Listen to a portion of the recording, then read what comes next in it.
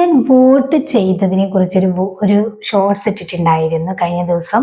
അപ്പം അതിൽ എനിക്ക് വന്നൊരു കമൻ്റാണ് ഇൻസ്റ്റഗ്രാമിൽ വന്നതാണ് കേട്ടോ.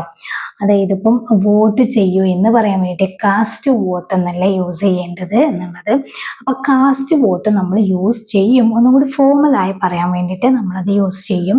നീ വോട്ട് ചെയ്തോ എന്ന് ചോദിക്കുമ്പോഴേ ഡിഡ് യു വോട്ട് എന്ന് മാത്രം ചോദിച്ചാലും കറക്റ്റ് ആണ്.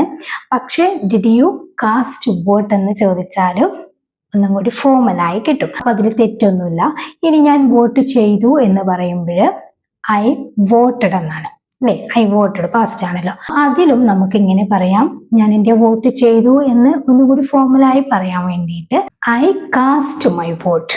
ഐ കാസ്റ്റ് മൈ വോട്ട് എന്ന് പറഞ്ഞു കഴിഞ്ഞാൽ ഞാൻ എൻ്റെ വോട്ട് ചെയ്തു. രണ്ടും സെയിം ആൻസർ ആണ്.